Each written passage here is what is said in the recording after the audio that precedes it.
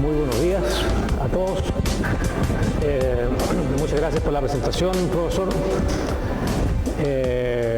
Estas son neuronas de un modelo hipocampal, son neuronas de una región cerebral. Este tipo de neuronas las preparamos nosotros en el laboratorio y nos sirven para desarrollar conocimiento en la región del biobío. Esta neurona está marcada con un anticuerpo que reconoce proteínas específicas neuronales y ustedes ven que tienen una gran cantidad de procesos porque el cerebro tiene que conectarse. Una de las funciones más importantes que tiene el cerebro es la conectividad. Y lo que voy a estar hablando hoy día tiene que ver con conectividad.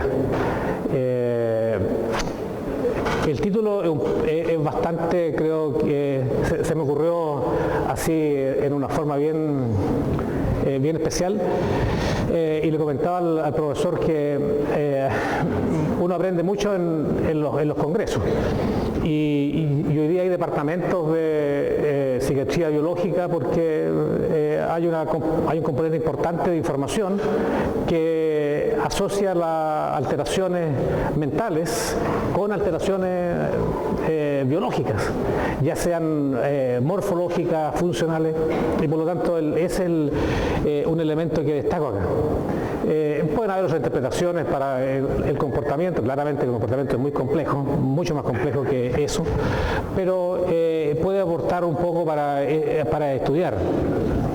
Y el estudio que hacemos acá es a alteraciones cerebrales y una de las alteraciones cerebrales tiene que ver con la demencia y fundamentalmente con Alzheimer, la demencia senil.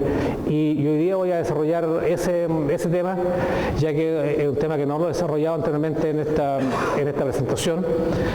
Y tengo que decir que hay patente involucrada acá, por lo tanto tengo que declarar eso es lo que se realiza y hay una patente que no hemos sacado ni un peso todavía, pero esperamos que en el futuro podamos sacar algo. Y ayer me comunicaron que acá nos acaban de aceptar otra patente acá en el Instituto Nacional de Propiedad Intelectual, así que estamos felices con eso. Este es un trabajo que se ha desarrollado durante varios años, hay varios colaboradores, recursos del CONICET, FONDECIT, anillos y algo del NIH. Este es un trabajo interdisciplinario como ustedes lo van a apreciar. Este es el mensaje que quiero que ustedes se lleven, ¿okay? Este es el mensaje. El mensaje es y cómo nosotros iniciamos el trabajo en el tema de Alzheimer. Lo iniciamos porque hace aproximadamente 8 años nos dimos cuenta de que se está hablando mucho de que la enfermedad de Alzheimer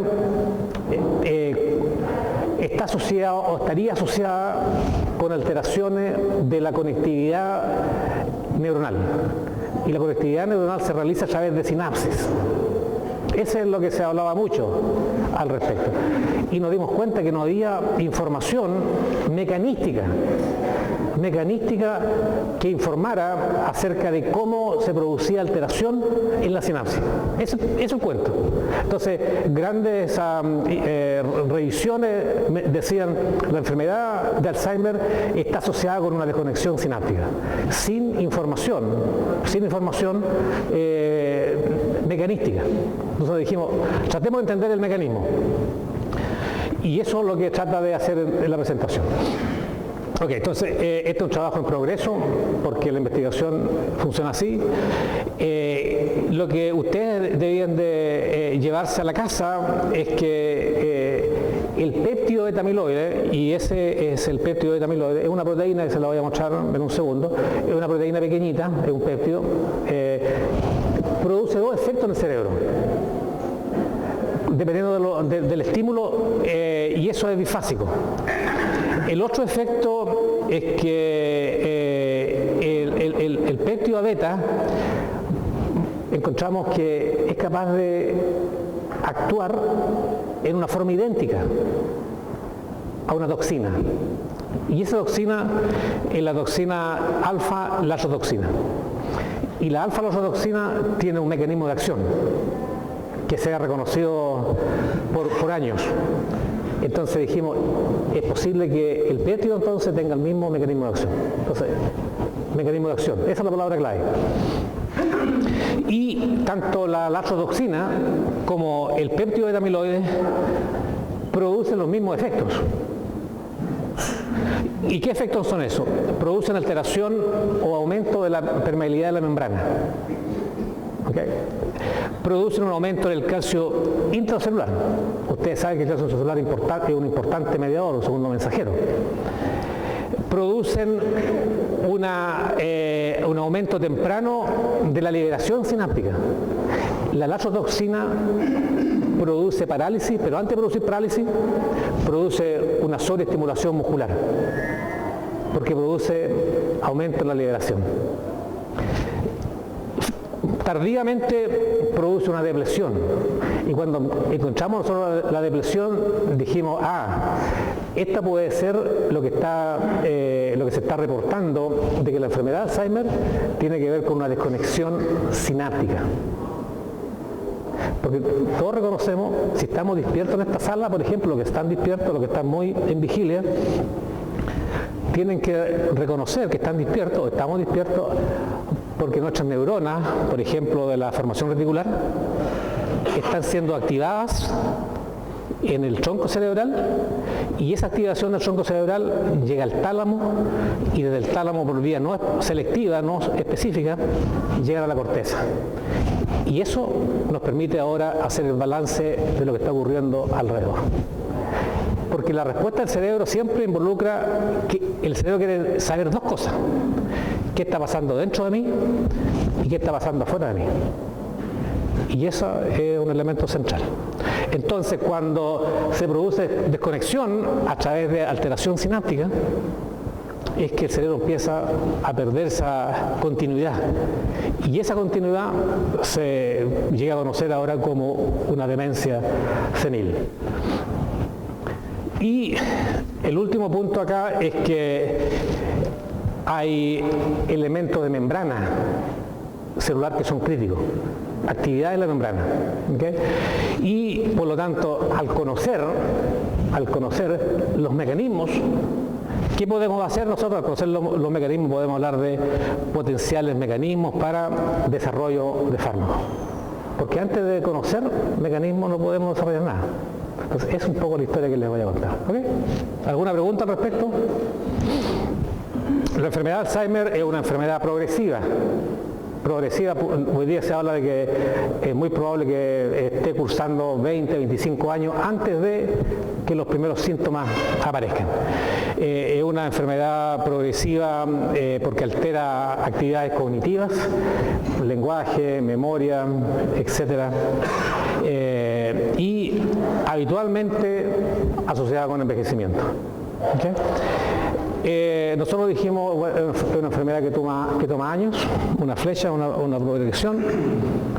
Se sabe que A-beta, este péptido pequeño que hablaba, sufre transformaciones bioquímicas que llevan a una agregación, a una transformación que convierta al péptido, que normalmente no tiene efectos, o tiene efectos positivos, en un péptido que produce ahora alteración, y el esquema inicial que desarrollamos fue este péptido produce una alteración en la membrana, y esa alteración de la membrana produce cambio en la excitabilidad. La excitabilidad ustedes la conocen, que es relevante en el cerebro, en la sinapsis. Eso afecta la señalización intracelular y finalmente produce neurodegeneración. Esta es una imagen de cerebro humano, la cual ha sido teñida, un cerebro con Alzheimer, ha sido teñida con un marcador de proteína beta amiloide.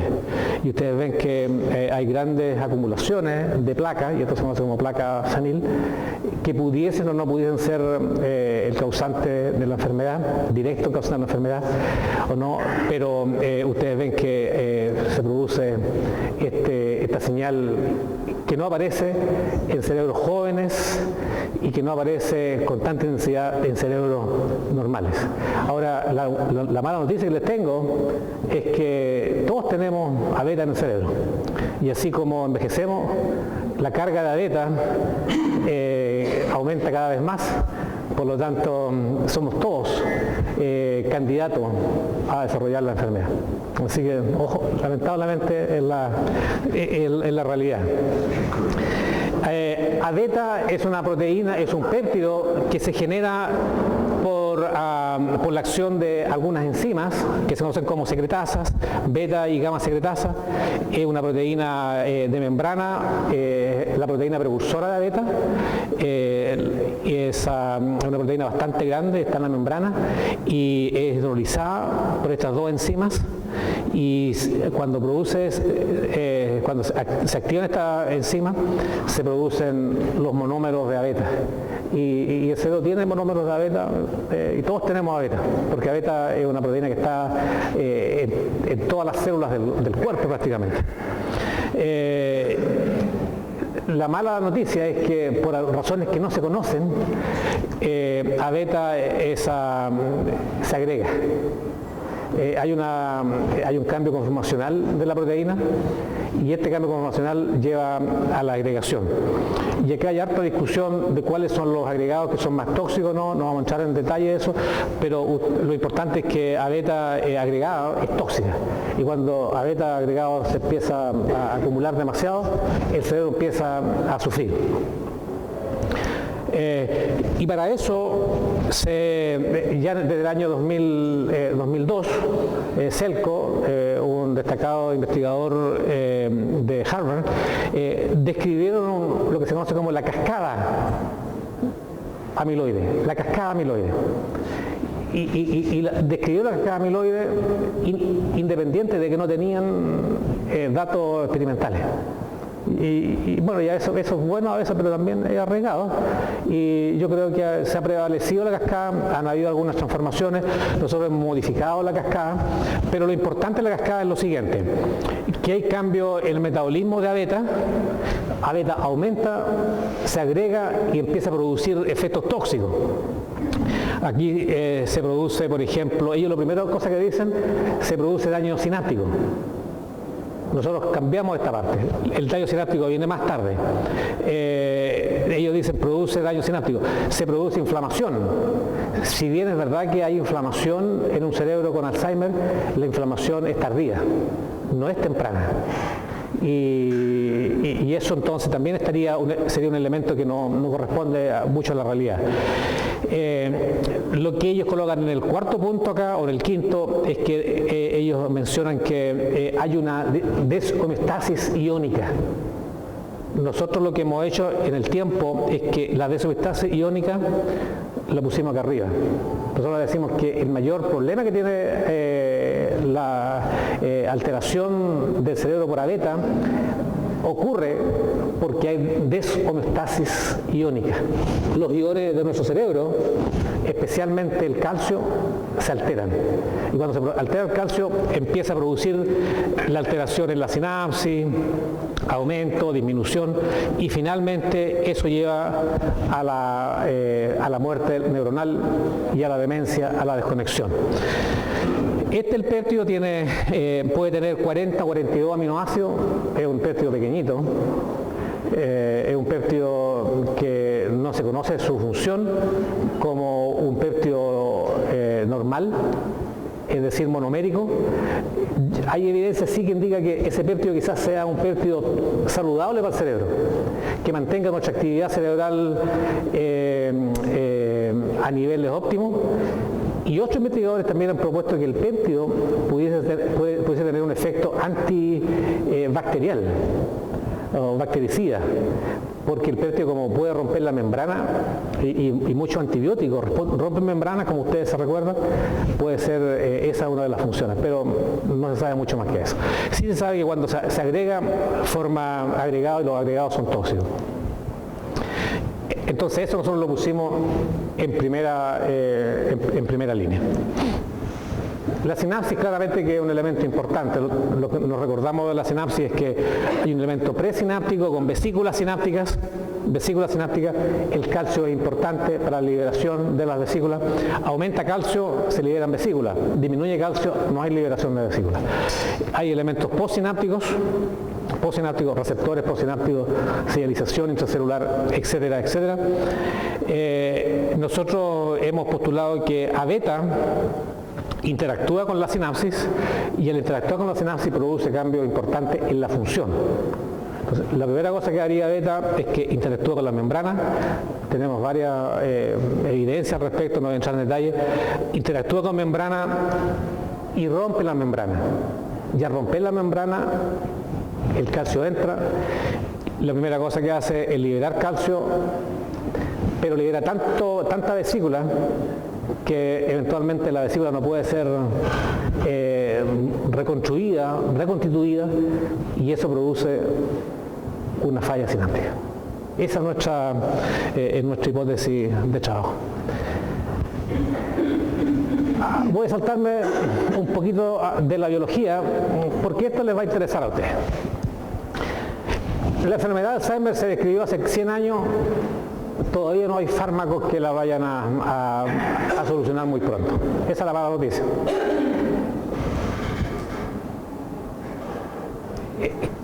Entonces, ¿cómo uno puede manejar esto?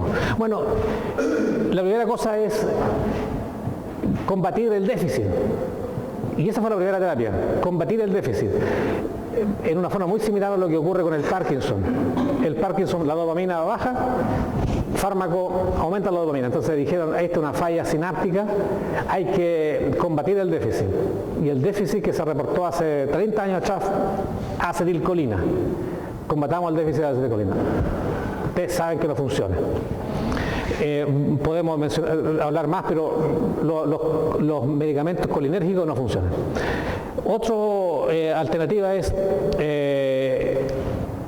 tratar de desagregar las placas seniles, disminuir las placas seniles. Y una de las alternativas son terapias de inmunización, usando anticuerpos. Se baja la carga de A-beta, y esa baja carga de A-beta, que funciona muy bien en animales, se genera anticuerpos anti-A-beta. En modelos de animales de Alzheimer se le administran y los animales se mejoran y se les baja la placa, pero en seres humanos, mal. Otro elemento, reducir la inflamación. Hay indicación de que la inflamación pudiera ser importante, entonces los fármacos antiinflamatorios, no esteroidales especialmente, pudiesen tener un uso especialmente temprano durante la enfermedad. No tardía en la enfermedad, porque la enfermedad es tardía, ya no hay mucho que hacer. Y lo otro es alterar la producción de A-beta a través de inhibidores de las secretasas que mencioné anteriormente. Otro elemento, miren lo que dice acá: conexión corazón-cerebro. Esta es una historia antigua, en el sentido de que así como se mantiene el corazón en buenas condiciones, saludable, el cerebro se mantiene bien. Por lo tanto, después de esta clase todos vamos a salir a correr un poquito, porque es bueno para todos. Mantener el corazón en forma activa, de tal forma que uno puede imaginarse, el cerebro tiene A-beta, y en la forma como tenga actividad física, aumenta la irrigación, van a haber factores tróficos. BDNF, por ejemplo, es uno de los que se ha postulado, y no solamente eso, sino que solamente el hecho de tener actividad física aumenta el consumo de oxígeno, glucosa, aumenta toda la maquinaria de limpieza cerebral, y esa beta puede estar saliendo. Entonces hay que mantener ojo con eso. Y eso hemos conversado con el equipo de salud mental en algunos proyectos que hemos desarrollado anteriormente, porque creemos que el estilo de vida es importante. Y acaba de salir un artículo, creo que en Lancet, la semana pasada, donde efectivamente se mencionan, creo que hay 5 o 6 elementos de salud general que impactan sobre la demencia senil. Así que ojo con eso, vean ese artículo. y todo lo que tiene que ver con el pensamiento positivo y las actividades sociales. Entonces no solamente puede ser farmacológico el desarrollo, sino que también tiene asociado con otras cosas. FDA para nosotros es un estándar, ¿no es cierto? Un estándar.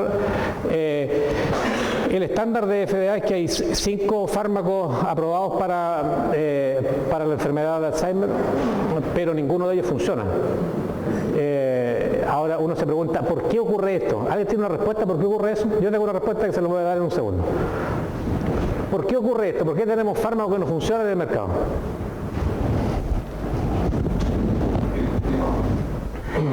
Salud. ¿Por qué? A ver. Porque la enfermedad de Alzheimer es una enfermedad de desastre, ¿no? ¿Verdad? Desastre humano. Entonces, acá hay un médico, hay un individuo y seguramente hay familiares. Cuando entra ese individuo con el familiar a la consulta del médico, ellos van con la noción de que van a salir de ahí con un fármaco, con una solución, con algo que les va a ayudar. Porque le pudiese dar quizá una aspirina, pero esperan salir con algo. Entonces, esto no funciona porque tiene que haber una solución social. Y estos fármacos creo que cumplen una función social. Social especialmente para las empresas que lo ven también, porque no mejora el individuo, no mejora para nada. ¿Y cuál es la característica farmacológica de estos fármacos? Es que inhiben una enzima, la acetilcolinesterasa. Y al inhibir la enzima aumenta acetilcolina. Y claramente, claro, con el aumento de acetilcolina van a haber algunos cambios en el comportamiento, la persona va a estar más excitada, ¿no es cierto?, más viva, pero para la cognición se necesita mucho más que eso. Tenemos que conectar, tenemos que razonar, es una computación compleja. Entonces, cognitivamente no mejora significativamente. Estudios ingleses dicen que la utilidad de los anticolinérgicos es para el manejo de los pacientes. Estudios serios ingleses, con muchos pacientes. La única cosa que han dicho, mira, el paciente se puede manejar mejor institucionalizado o no. ¿Okay? Es una solución, pero cognitivamente no hay mejora. Y la otra cosa que también un poco contraintuitivo es la memantina. La memantina es un inhibidor de los receptores de NMDA. Y yo lo he tratado de entender por qué, cuál es el razonamiento. Porque si uno inhibe receptores de NMDA en el cerebro, ustedes saben que NMDA es excitatorio, ¿cierto? ¿Se acuerdan de eso? Entonces, si inhibe receptores de NMDA, el cerebro baja sus revoluciones. Y si baja las revoluciones, se dice el cerebro va a estar funcionando mejor. Y recientemente creo que entendí un poco cuál es el razonamiento. El razonamiento es que hay ciertas neuronas en el cerebro que son interneuronas excitatorias. Y estas neuronas excitatorias estarían disparando demasiados potenciales de acción, produciendo parte de la desconexión por citotoxicidad, etcétera, etcétera. Y por lo tanto se cree que la memantina mejora el cuadro de demencia, pero tampoco funciona. Los estudios clínicos muestran que la mejoría es una mejoría súper leve, unos meses, con más actividad cognitiva, independencia, no mucho más que eso. Entonces, raya por la suma, no hay buenas noticias al respecto. Y ustedes conocen esto mejor que yo, pero les voy a mencionar un par de cosas más. Resulta que para que un fármaco entre al cerebro es una cuestión súper complicada. Las empresas farmacéuticas están tirando la toalla para encontrar buenos fármacos que entren al cerebro, fármacos nuevos. ¿Por qué? Porque el proceso es un proceso súper complejo. Por ejemplo, es importante cuánta irrigación cerebral tenemos. El tema de las barreras, ustedes conocen las barreras, el transporte activo y pasivo de los fármacos, los volúmenes, el pH, la superficie capilar, la densidad de receptores, porque los fármacos actúan en receptores, la señalización intracelular, el feedback homeostático, el cerebro de pillo. Y nosotros hemos hablado en algunas clases de los fenómenos de plasticidad. El fenómeno detecta algo y empieza a pensar cómo cambiarlo. Y ni siquiera tiene que pensar porque lo hace espontáneamente. Y están todas las características, por ejemplo, el peso molecular de la droga, los valores de permeabilidad, la partición, cuánto se disocia la droga al pH 7, la superficie polar, la capacidad que tienen para donar hidrógeno, la afinidad del receptor. Esto es complicado. Entonces, generar nuevas drogas que actúen bien en el cerebro no es un desafío menor. ¿Okay? Y la empresa está súper complicada. La empresa está mirando esto. Generación de anticuerpos. Pero la noticia del anticuerpo es que hay noticias que no son buenas. ¿Y por qué no son buenas? Una inmunización activa produjo alteraciones bien complejas en seres humanos, varios de ellos murieron por encefalitis. ¿Okay? Se ha suspendido bastante, se está tratando de mejorar la inmunización activa. Entonces la pasiva, en la pasiva se inyecta un anticuerpo ya preparado para que inhiba la producción de A-beta.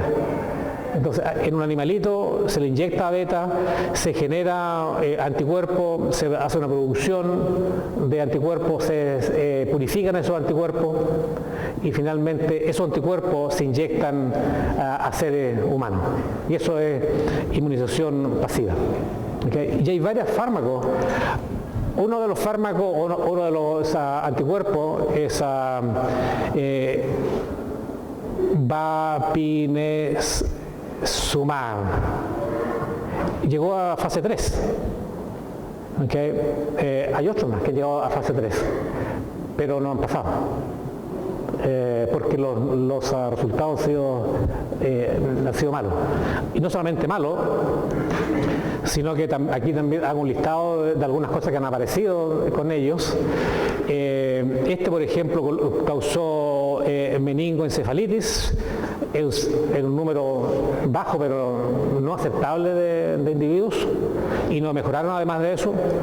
El Basune, que es una forma humanizada, los resultados fueron malos. Solene, que produce muy poco efecto positivo en dos estudios fase 3, en la mayoría de pacientes con moderado, baja a moderada de Alzheimer. Creo que hoy día se insiste en un estudio, porque aquí se han gastado muchos millones, se insiste en un estudio con un grupo de pacientes pequeñitos, muy temprano en la enfermedad, y ver qué es lo que ocurre en ese subgrupo. Pero ustedes ven que del grupo de los pacientes con Alzheimer, ahora están en este grupito. El resto no tiene mucha esperanza.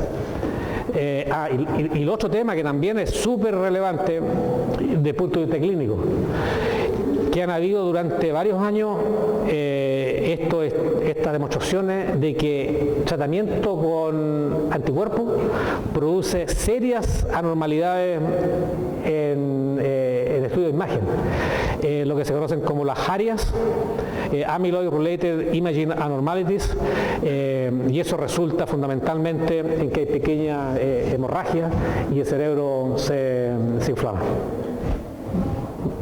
no good, ¿no es cierto? No se ve bien la cosa. Y estudios se han suspendido. Y entonces, claramente, si se llega a desarrollar un fármaco asociado con un anticuerpo, van a tener que haber estudios de monitoreo de cómo el cerebro está funcionando. ¿Hay inflamación? ¿No hay inflamación? Esa es parte de la mala noticia. La otra parte de la noticia va a ser, ¿cuál sería? ¿Ah? El costo. Si la empresa no es...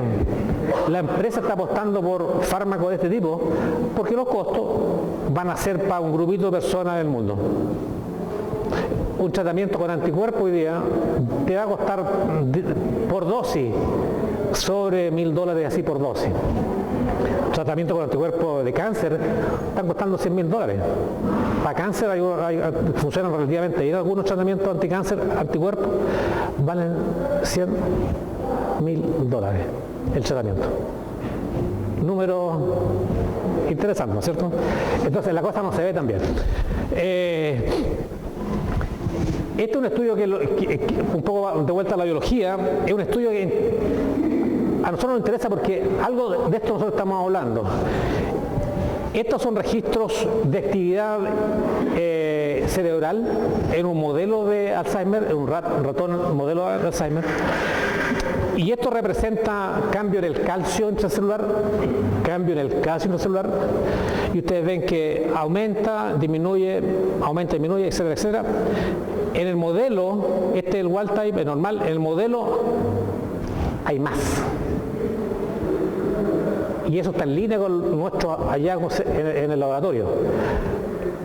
Nosotros ya unos 5 años atrás propusimos que a beta aumenta la actividad cerebral. Es como que esté produciendo un cuadro pre-epiléptico. Y hoy día creo que se reconoce que todavía un cerebro relativamente sano, sin síntomas, pudiese tener cuadros epileptogénicos en evolución para eventualmente convertirse ahora en un caso de Alzheimer promental. Entonces, ustedes ven que hay más actividad. ¿Sí? Miren lo que pasa ahora con el anticuerpo. ¿Ah? ¿Qué pasa? El tratamiento con anticuerpo aumenta la actividad. Estos son datos en animales y están de acuerdo ahora con lo que se ha encontrado en estudios clínicos. El estudio clínico muestra que el anticuerpo no funciona, no, ¿verdad? En este modelo y baja la cantidad de placas, pero produce cambios importantes en la función cerebral. Por lo tanto, los anticuerpos se ven complicados por todos lados. ¿Cómo estamos ahora? Esto para darle una visión, voy a hacerlo súper corto acá. Esto algunas cosas del laboratorio.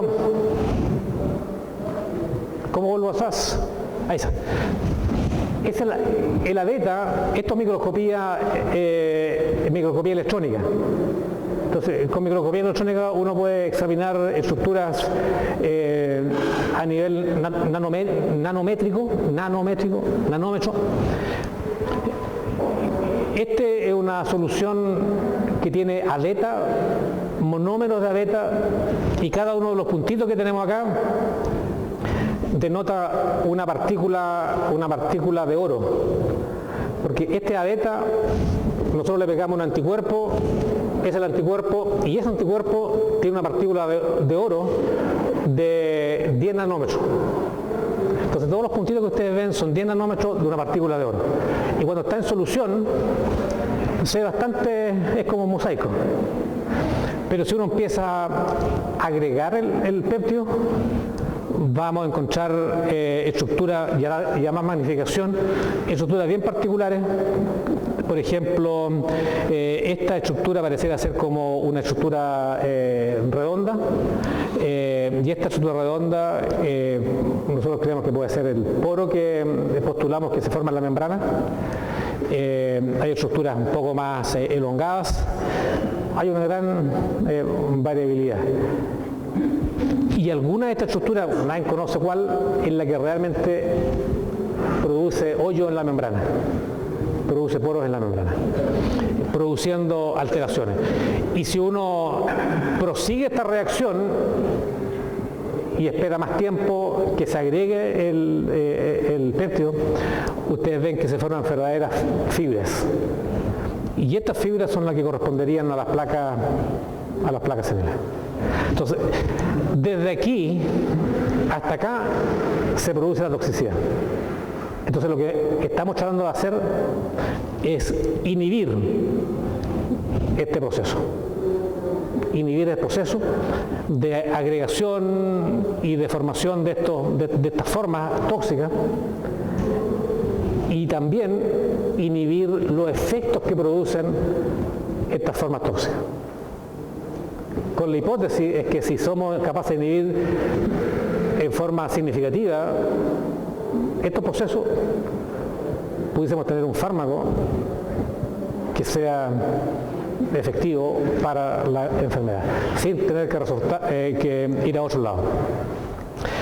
Esta diapositiva muestra datos publicados ya, y lo que hace a beta agregada es que aumenta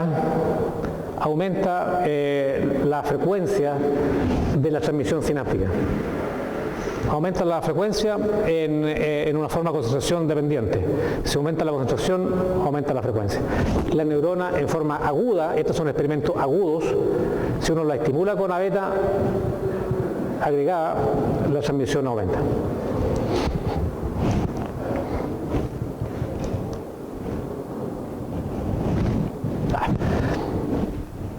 El efecto de A-beta es dependiente del calcio.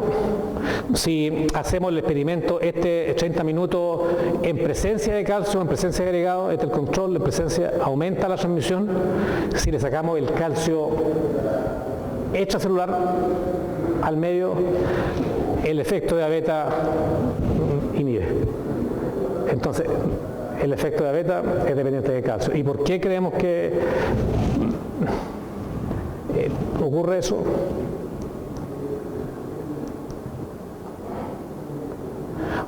Creemos que ocurre eso porque A-beta rompe la membrana, el calcio entra y se produce liberación. Y si esa liberación se produce por mucho tiempo, se produce la desconexión. A-beta es bien particular, es un péptido pequeño, 40 aminoácidos, pero tiene una capacidad para unirse a membranas neuronales que usted no se lo imagina. Nosotros tampoco lo imaginábamos. Lo que hicimos en este experimento, esa es una neurona que está marcada con un anticuerpo que reconoce una proteína neuronal, y 30 minutos después de agregarle A-beta, una forma fluorescente de A-beta, esta es una A-beta verde, ustedes ven que la neurona está completamente llena de A-beta. Entonces, hay una capacidad, A-beta es hidrofóbico, y esa capacidad hidrofóbica de A-beta ayuda a que la membrana se decore con A-beta. Y si uno hace estudios desde los 15 minutos, ya encuentra que A-beta se está pegando a la membrana. Entonces, ese es uno de los primeros pasos que está ocurriendo.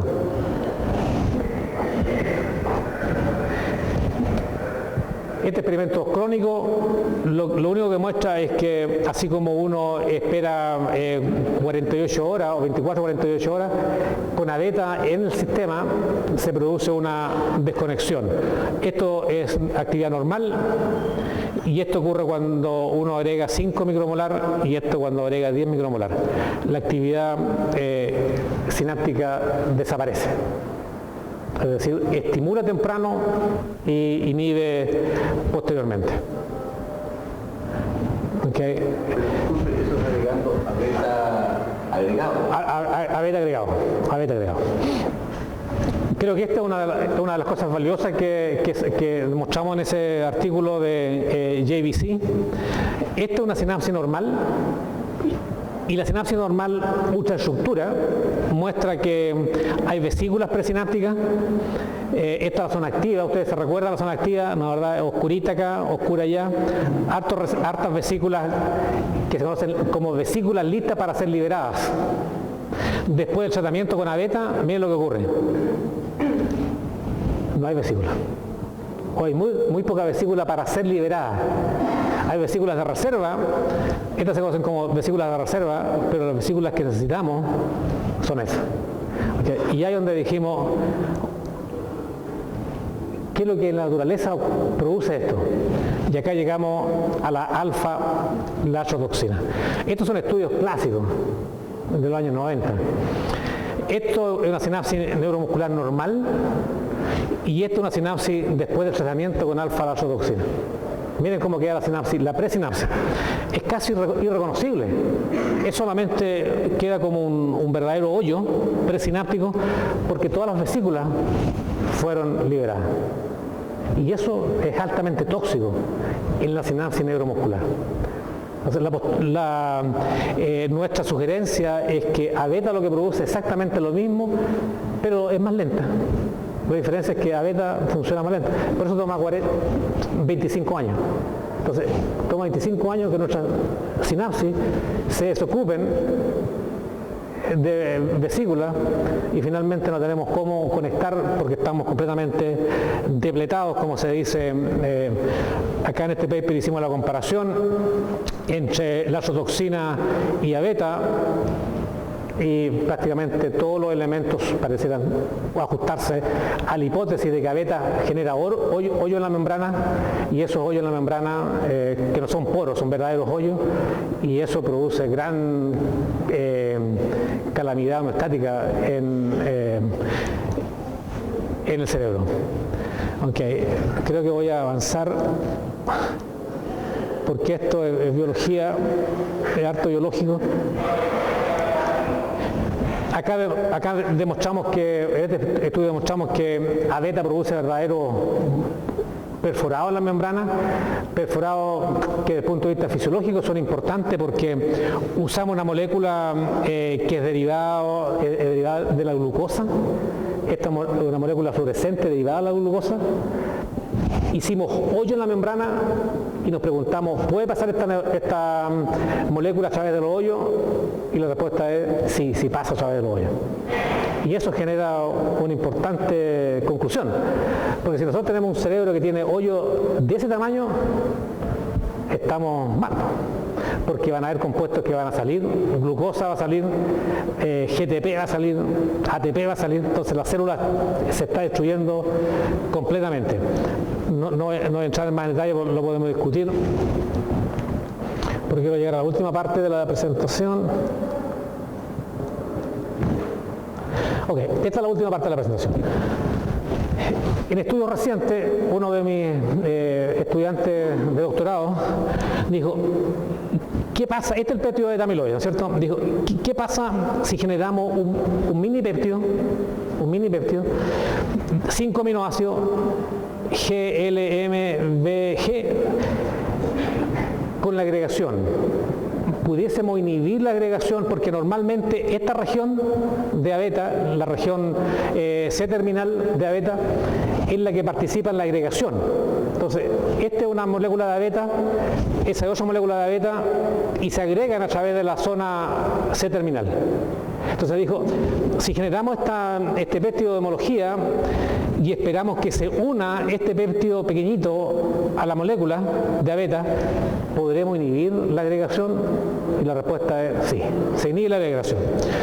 Y acá se muestra un estudio de bioinformática donde efectivamente el péptido pequeño, rojito, se une al péptido grande abeta. Y al unirse, lo que encontramos es que abeta fluorescente verde, este abeta fluorescente verde, cuando se le agrega el péptido GLMBG,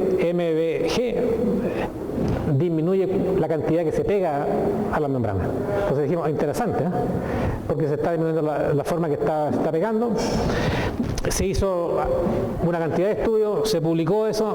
La conclusión es que el péptido pequeñito funciona súper bien. Hay terapias que usan péptidos pequeños, pero ustedes saben que la única forma de aplicar péptidos pequeños va a ser a través de inyecciones subcutáneas, por esa modalidad. Esa es la administración. No podemos tomar una pastilla con péptido porque nuestras enzimas gastrointestinales se la van a comer completito. Entonces, dijimos, ¿será posible, teniendo la estructura del péptido, podremos generar ahora péptidomiméticos? Péptidomiméticos. El péptidomimético es una molécula que no es peptídica, pero que tiene la estructura, la función de una molécula peptídica. Pero lo bueno del péptidomimético es que uno eventualmente se lo puede tomar por lado. Estable y debería llegar al cerebro, pero para que llegue al cerebro tiene que usar, esta parte la hicimos in silico, estudio in silico computacional. Esta parte, entonces usamos una base de datos, y la base de datos se conoce como CleanDrug-like, porque cumple ciertos requisitos que son favorables para que una molécula X sea estable metabólicamente, pase las barreras y eventualmente llegue al cerebro. Esa es la ganancia. Entonces se habla de la famosa regla de 5 de Lipinski para los químicos. Yo no soy químico, pero esa es una regla de oro. Lipinski dice que para que una molécula entre al cerebro tiene que tener al menos 5 propiedades. Las moléculas que estamos seleccionando la tienen, entonces estamos bien en eso. Y si nos colocamos más jodidos todavía, decimos la regla de 3 de Jorgensen, también funcionan, que atraviesen la membrana hematoencefálica, también funcionan, que tengan potencial actividad en el sistema nervioso, también, y baja metabolización en el organismo. Esa es la regla. Si aquí tenemos un computador, le colocamos esta base de datos. Esta base de datos tiene aproximadamente 14 millones de moléculas y dejamos que el computador funcione. Después de un tiempo nos tiró información, dijo, mira, estas son las moléculas que parecieran ser las mejores. Ok. Y ahí eso muestra un poco cómo se hace la parte informática. Y la idea está en hacer búsqueda, ensayo en animales y finalmente salir con molécula activa. Nosotros tenemos ya un modelo de cómo funciona el péptido tóxico. Ese modelo se agrega, interactúa con membrana, produce poros en la membrana, calcio aumenta, bla, bla, bla. Entonces nosotros decimos, si bloqueamos varios de estos pasos, tenemos una molécula interesante. Súper sencillo. Y finalmente vamos a hacer experimentos in vivo. Tenemos animales que le podemos inyectar a beta en el cerebro y ver cuánta beta se acumula, cuánto produce, qué daño produce, etcétera, etcétera. Y también podemos ver si el comportamiento de los animales en estudios de memoria, por ejemplo, se mejoran o no. Y encontramos una serie de moléculas, cada uno de ellos dice A, B, C, son moléculas distintas.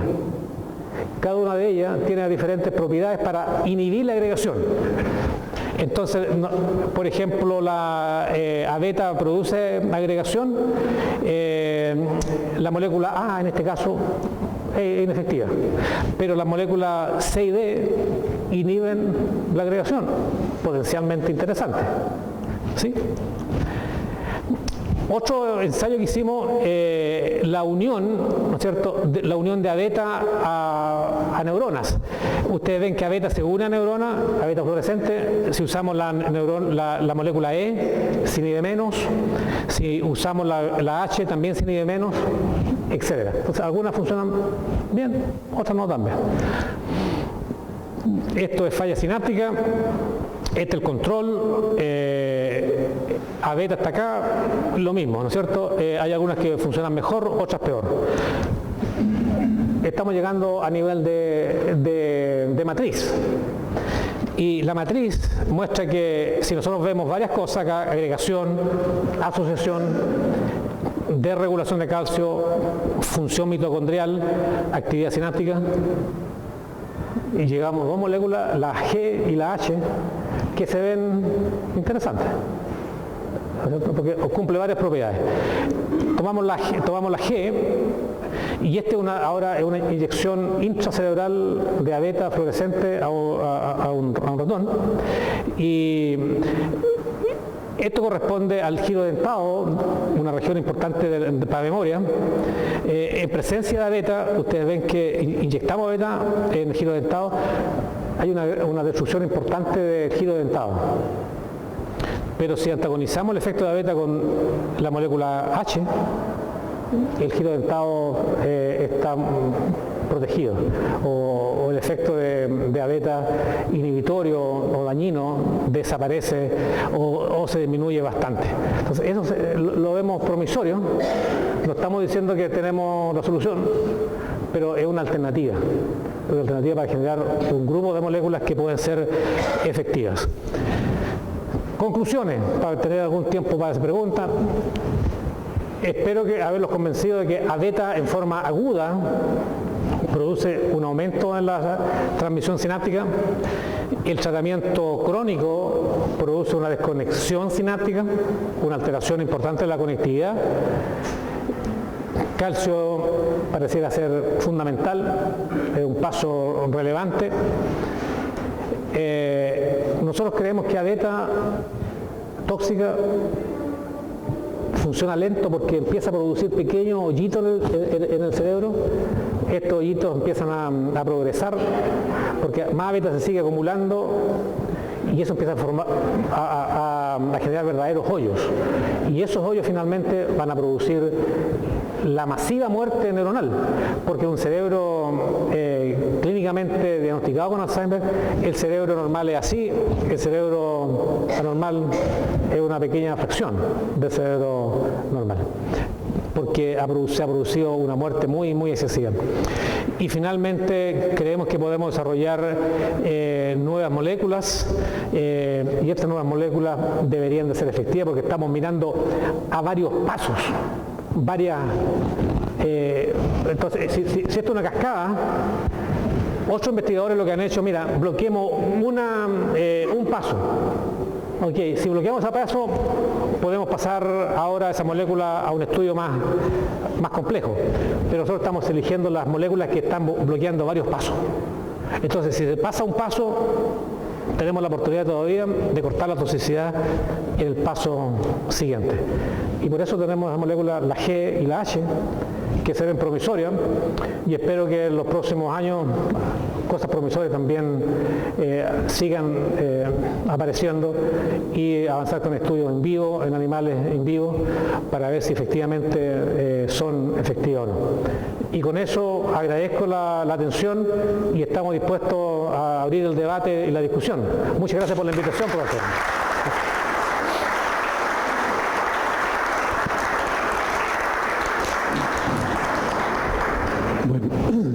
Muchísimas gracias, profesor, por una excelente conferencia y sobre todo por el esfuerzo hecho para acercar a nosotros estas complejidades de las neurociencias básicas que normalmente las sentimos más lejanas de lo que deberíamos. Tenemos tiempo para consultas, comentarios.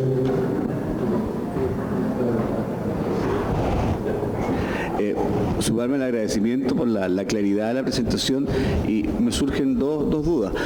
Me da la impresión cuando se describe el modelo que fuera solo una cosa de agregar más cantidad de abeta para que se produjera la agregación.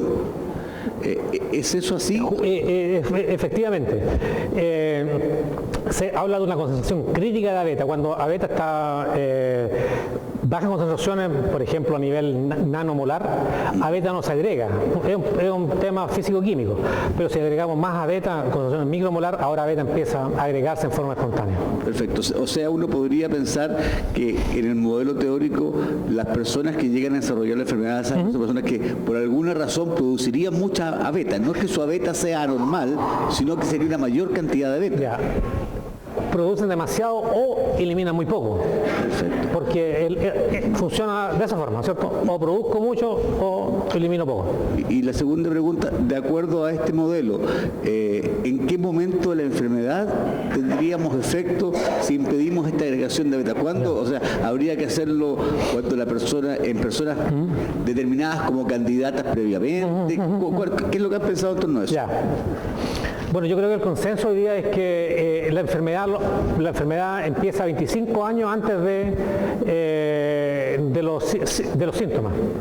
Por lo tanto, habría que pensar en los 40 y tantos años, de forma de preocuparse de todo lo que hablamos en una diapositiva con rojo y negro, de esas condiciones, de tal forma de llegar a los 60, 70, ya bastante protegido con una reserva cognitiva alta. Y eso crea también un problema de cómo se previene la enfermedad. Esto va a ser como que seguramente una cosa preventiva, como el tema de la presión arterial y la glucosa, ¿no? Es decir, un tratamiento crónico. Y eso también genera costos asociados. Entonces, es un tema complejo. Hola. Buenos días. Buenos días, doctor. Muchas gracias por tu clara y buena presentación. Un par de consultas. La primera, los resultados promisorios con los péptidos, digamos, modificados, se han traducido también funcionalmente, es decir, si se ha hecho, no sé, test para evaluar función hipocámpica de las ratas experimentales, como el Morris Watermaze o... Tú dices función de comportamiento. Comportamental, claro. Ya, no, tú ves que el modelo es un experimento que tenemos que hacer. Todavía no lo hemos hecho, estamos en eso, seteando todos esos modelos de Watermaze y Bannermaze, etc. Y la otra consulta es si se depleta la sinapsis de las vesículas porque se liberan al aumentar el calcio. ¿Qué pasa que no llegan nuevas vesículas a ocupar el espacio de las que fueron depletadas? Bueno, todos sabemos que hay un importante proceso de endocitosis. Se libera la vesícula, se libera el contenido de la vesícula y la membrana tiene que ser endocitada. Lo más probable, lo que está ocurriendo es que, como es tan alto la liberación, que la membrana no alcanza a ser endocitada. Y creo que los números muestran que la endocitosis también es inhibida. Entonces ya no se endocita la membrana, y al no endocitarse la membrana no hay forma de generar nuevas vesículas. Y creo que los números que publicamos en ese paper efectivamente mostraban que aumentaba la exocitosis, pero también disminuía la endocitosis, porque el proceso es demasiado intenso. Y como es demasiado intenso, gastamos membrana y no recuperamos. Tengo dos preguntas. La cascada amiloide, ¿es realmente la causa de la enfermedad de Alzheimer o puede ser una consecuencia y es complicado el tema? Y lo otro, si fuese la causa, ¿será la única causa? Porque de una manera podemos hacer esfuerzos titánicos y con mucho dinero, pero finalmente cuando apuntamos mal va a ser una pérdida de tiempo y de dinero espantoso. Súper buena pregunta. No, yo creo que la discusión ha sido amplia al respecto. Sin lugar a duda que hay una enorme cantidad de información que apoya la cascada amiloide. ¿Cuál es la mejor información? La mejor información tiene que ver con estudios genéticos. Hay estudios genéticos, por ejemplo, el grupo de pacientes colombianos. Hay un grupo de pacientes en Colombia, en una ciudad de la montaña, que hace aproximadamente 30 años fueron descritos, y ha habido una segregación genética y un número importante de ellos a los 30, 40 años desarrolla enfermedad de Alzheimer. Ese es un elemento de la causa. Y el elemento de la causa muestra que tiene una mutación en una de las enzimas que produce A-beta, y tienen más A-beta en el cerebro. Hay otras mutaciones que también afectan, ya sea APP o las enzimas que producen A-beta, y toda esa información indica que el factor genético asociado con la producción de A-beta es importante. ¿Okay? Sin embargo, también hay que reconocer que existen otras posibilidades. Hay otra proteína que se conoce como la proteína tau. La proteína tau es una proteína de citoesqueleto. Se cree que, y también se ha demostrado que mutaciones en tau también producen Alzheimer. El modelo que se utiliza es que el primer golpe lo da a beta, porque siempre a beta va a aparecer antes, pero el chanclazo definitivo lo da tau. Entonces, hoy día el modelo habla, está a beta, está tau, y está el otro fenómeno que no hablamos nada, que tiene que ver con la neuroinflamación. Entonces, hoy día ya no es la hipótesis, la prevalente es la hipótesis amiloide. Pero está la otra alternativa. La otra alternativa es estado y la neuroinflamación. Y yo creo que de ahí va a salir un poco la tarea. Porque la pregunta es, hoy día el gran juego que hay, y esto va a ocurrir, creo que la respuesta va a ser, creo que en unos 8 años más, ¿qué pasa con los pacientes? ¿Alguien se acuerda la ciudad en Colombia? ¿Dónde están los pacientes estos?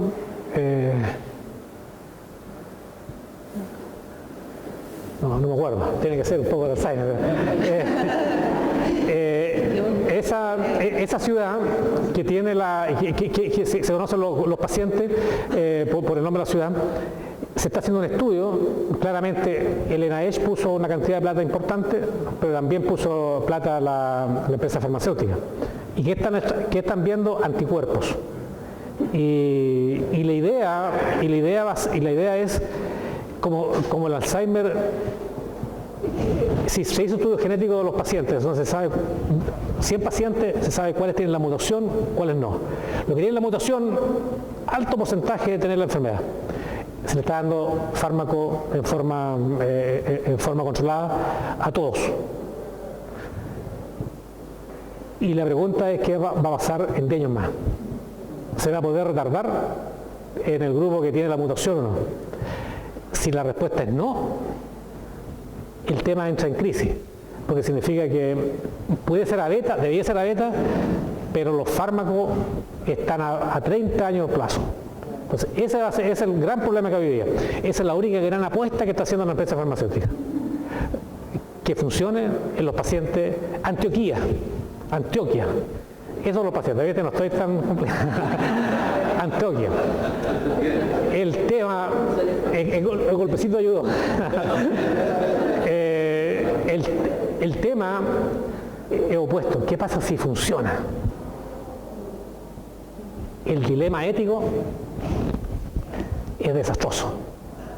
Y me gustaría discutir en algún momento el tema ético si el experimento funciona. Queda la embarrada. Pero no lo vamos a discutir ahora. Piensen ustedes para la próxima visita. Allá creo que... Aquí una pregunta. Profesor, ¿y la velocidad de agregación de las placas beta-amiloide es igual en todos los pacientes? No, lo más probable es que sea distinto dependiendo de la fisiología cerebral y también de la cantidad de enzimas que uno tenga. Entonces, hay gente que tiene una cantidad elevada de enzimas de la actividad secretasa, por ejemplo, la gamma secretasa. Si tenéis más gamma secretasa, vaya a generar más a beta. Va a cortar más y va a generar más a beta. Si tenéis menos irrigación sanguínea, se va a acumular el a beta y se va a agregar más. Entonces, es distinto para cada uno de los individuos. Por eso es que hay harta experimentación, especialmente en animales, que muestra que, por ejemplo, factores como el ejercicio es tan importante para poder lavar el cerebro de a beta tóxica. Tenía otra pregunta. ¿Cómo es una falla, digamos, en el axón el que queda así como con un hoyo, y el soma queda así como suelto en el cerebro, inútil? Acuérdate que hay fenómenos tróficos cerebrales. Entonces, si tú tenías una neurona que no está conectándose con otras células, eventualmente esa célula se va a morir. O sea, muere, o sea, se va a morir. Digamos, claro. No sirve nada, hay rehabilitación neurocognitiva y cosas así. Una vez que el axón se empieza a retraer y no hay forma de reconectar, la neurona se va a morir, el soma se muere.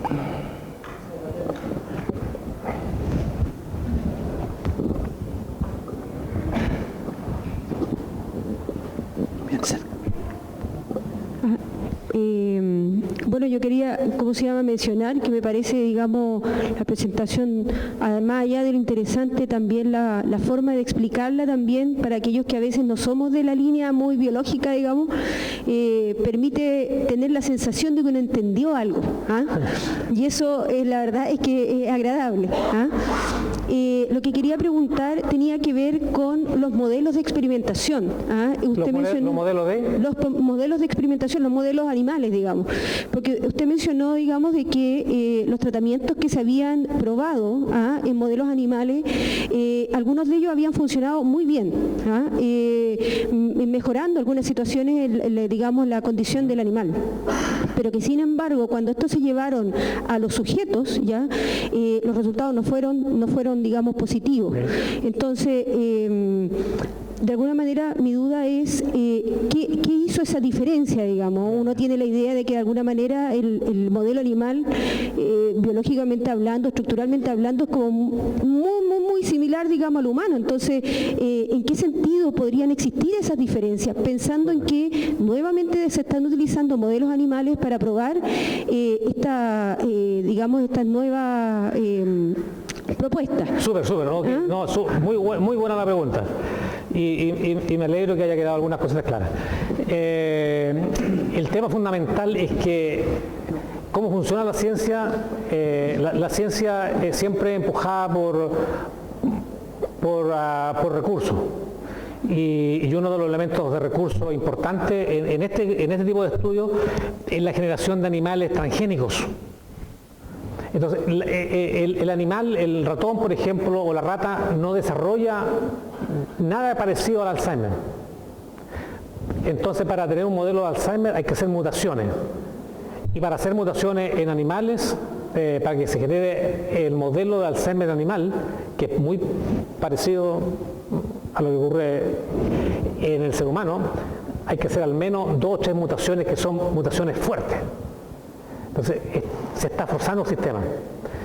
Y en ese sistema forzado, los fármacos parecen funcionar bien. Esa es la primera parte de la respuesta.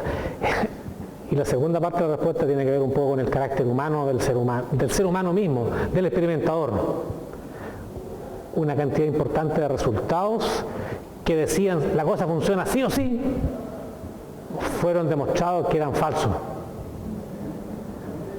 Por la poca acuciosidad del estudio.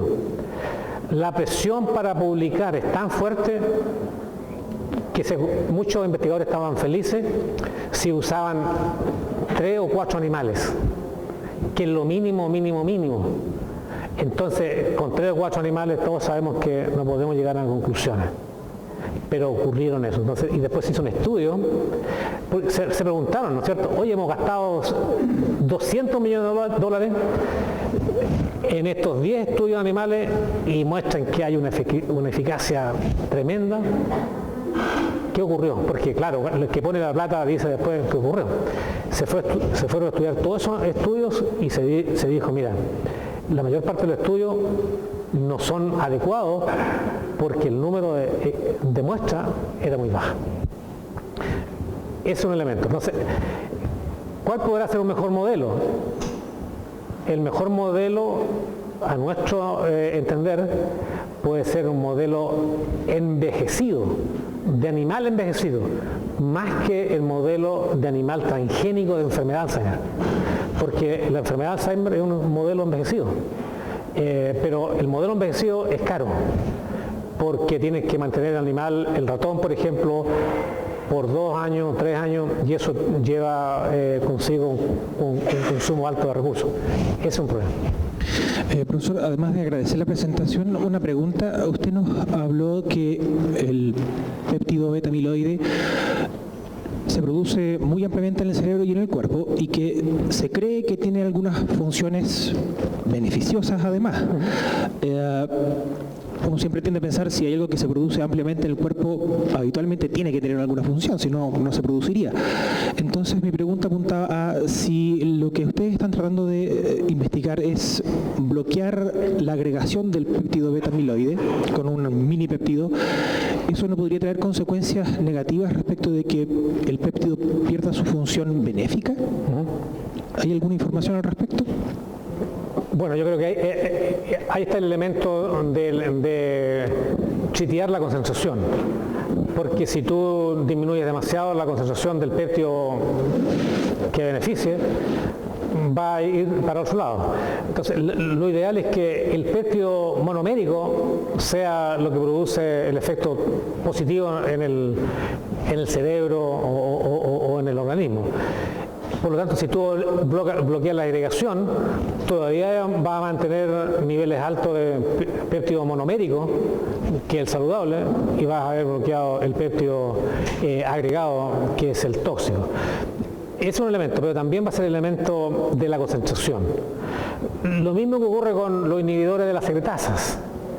Los inhibidores de las secretasas, que el otro tipo de fármaco que se está desarrollando, si tú inhibes demasiado las secretasas, se producen efectos tóxicos importantes en el cuerpo, porque las secretasas son enzimas que regulan una cantidad importante de funciones, y por lo tanto tenéis que usar la concentración justo y necesaria del inhibidor para producir el efecto benéfico.